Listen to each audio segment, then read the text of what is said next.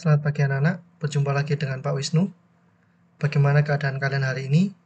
Bapak harap kalian sehat semua dan selalu tetap semangat dalam belajar. Di sini Bapak mempunyai suatu media pembelajaran yang sangat menarik buat kalian. Seperti apa medianya itu? Mari kita simak bersama-sama.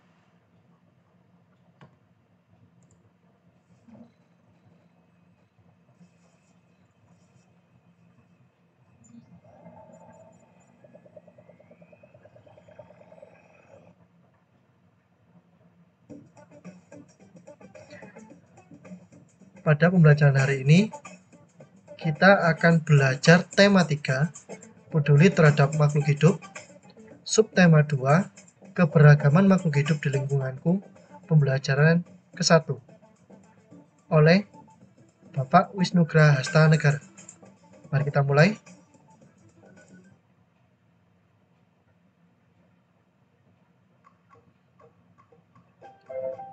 Pada menu ini ada 6 yang dapat kita pilih. Yang pertama kompetensi dasar, yang kedua tujuan, yang ketiga materi, yang keempat kesimpulan, yang kelima pesan moral, dan yang terakhir latihan soal. Mari kita pelajari bersama-sama mulai dari kompetensi dasar.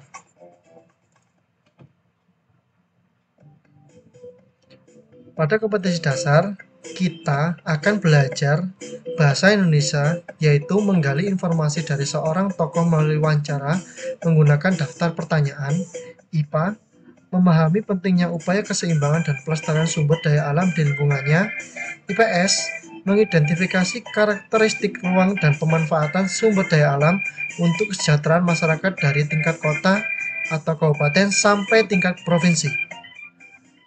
Mari kita lanjutkan. Tujuan pembelajaran pada hari ini yaitu melalui kegiatan mengamati gambar, siswa mampu membuat daftar pertanyaan untuk persiapan wawancara dengan tepat. Dengan diskusi pemecahan masalah, siswa mampu mengidentifikasi pentingnya peran hewan sebagai sumber daya alam dalam menjaga keseimbangan alam dengan tepat. Dan yang terakhir, dengan mengamati gambar, siswa mampu mengidentifikasi pemanfaatan sumber daya alam hayati bagi kesejahteraan masyarakat dengan tepat. Kita lanjutkan. Nah, kita masuk materi. Coba kita perhatikan bersama-sama. Coba perhatikan gambar berikut ini. Kira-kira gambar apakah ini? Burung apakah itu? Itu burung cendrawasih. Nah, dengan kalian melihat gambar burung tadi, pasti kalian akan bertanya-tanya dan akan mencari tahu burung tersebut. Mari kita pelajari.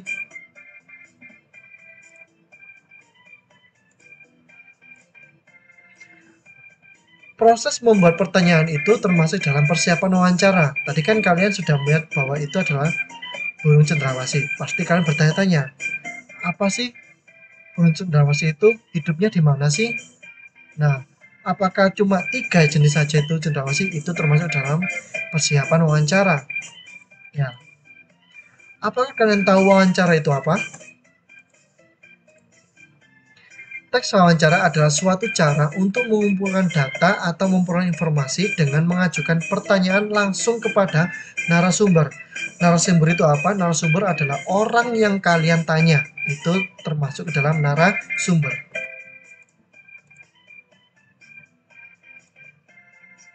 Nah, tujuan wawancara dibagi menjadi 4.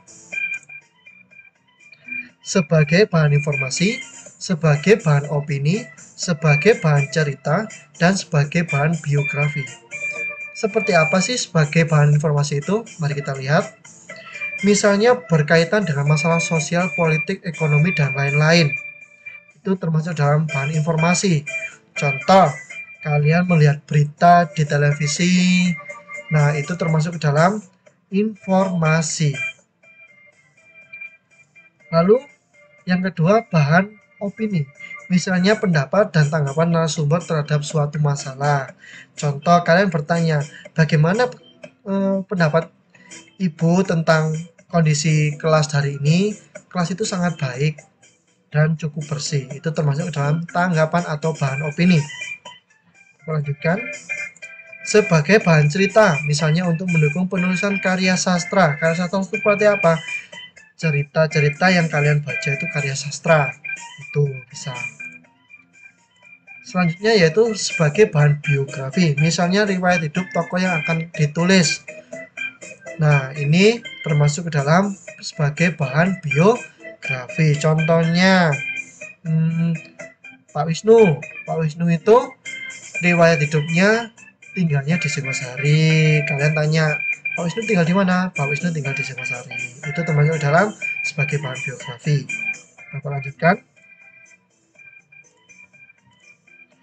Tahapan-tahapan saat melakukan wawancara. Kita simak bersama. Yang pertama, menentukan topik wawancara.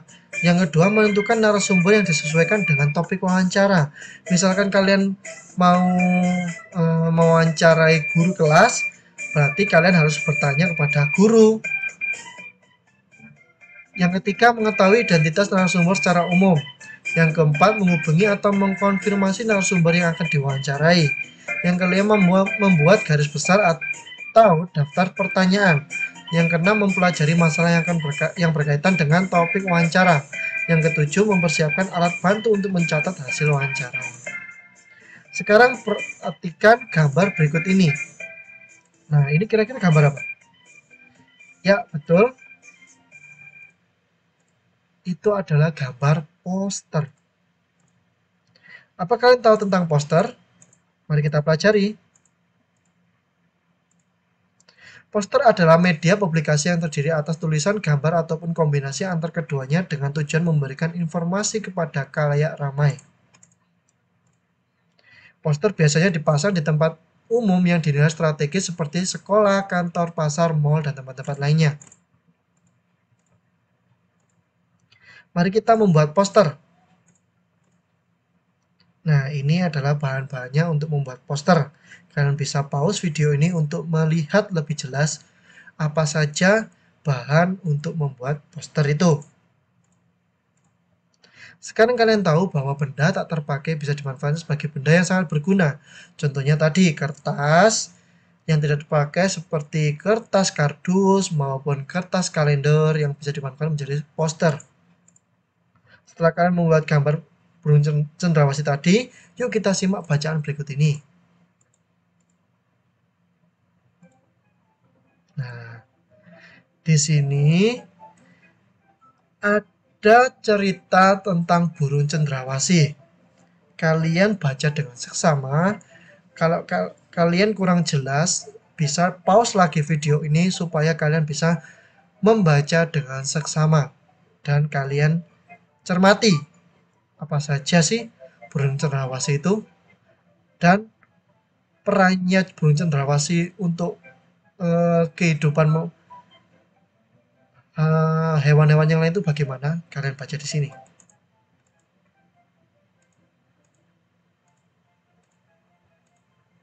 Ternyata burung cendrawasih sudah menjadi hewan langka ya. Selain cendrawasih, ada hewan lain yang juga mempunyai peran penting. Nah, ini contohnya.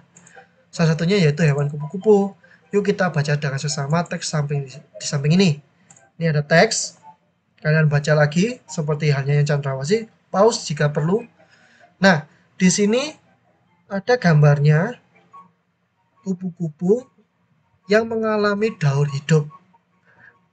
Nah, daur hidup kupu-kupu bermula dari telur yang melekat di daun, kemudian matang dan menetas setelah 5-10 hari dan menjadi larva atau ulat seperti ini.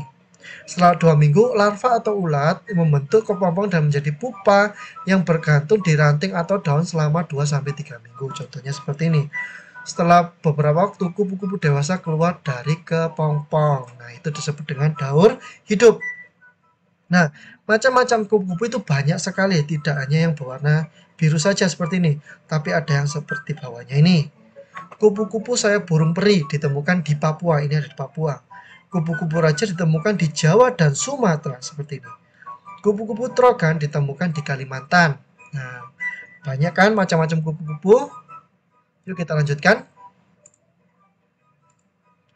Masih banyak hewan-hewan yang mempunyai peran penting untuk menjaga keseimbangan alam. Dan sekarang kita akan belajar sumber daya alam. Mari kita pelajari bersama. Nah, ini kira-kira gambar apa ya? Mari kita pelajari.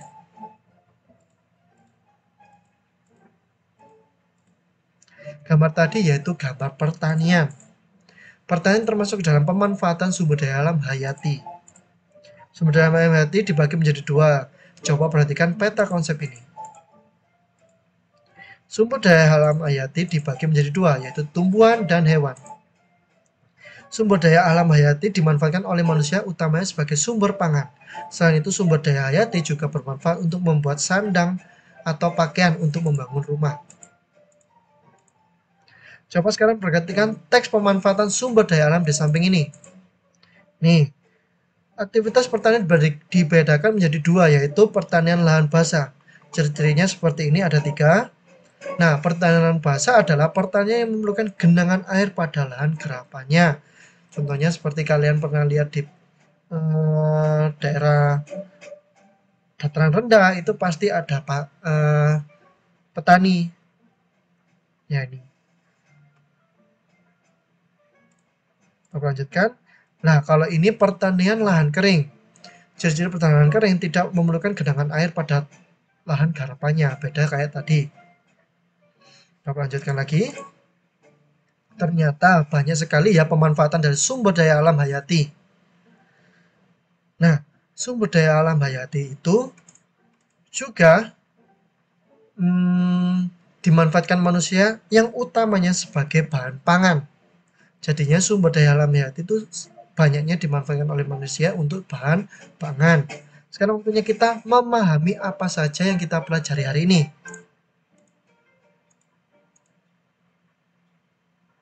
Nah, kesimpulannya, wawancara bertujuan untuk mendapatkan informasi yang tepat dari narasumber yang terpercaya. Peran penting hewan sangatlah banyak, salah satunya seperti kupu-kupu yang dapat membantu dalam penyerbukan tanaman. Sumber daya alam hayati dapat dimanfaatkan, salah satunya yaitu pertanian yang dapat membantu meningkatkan kesejahteraan masyarakat. Pesan moralnya Bapak untuk kalian, jagalah lingkunganmu dan sayangilah makhluk hidup supaya tidak punah. Di sini Bapak menyediakan latihan soal yang kalian bisa klik. Nantinya Bapak akan mengirimkan kalian link latihan soalnya yang berupa Word. Nantinya kalian buka di komputer ataupun HP, lalu klik link di bawah ini. Terima kasih sudah mengikuti pembelajaran bersama Pak Wisnu. Semoga kalian bisa mendapatkan ilmu yang sangat bermanfaat, dan jika ada salah kata pada saat Bapak menerangkan, Bapak mohon maaf sebesar-besarnya. Sampai jumpa, dadah.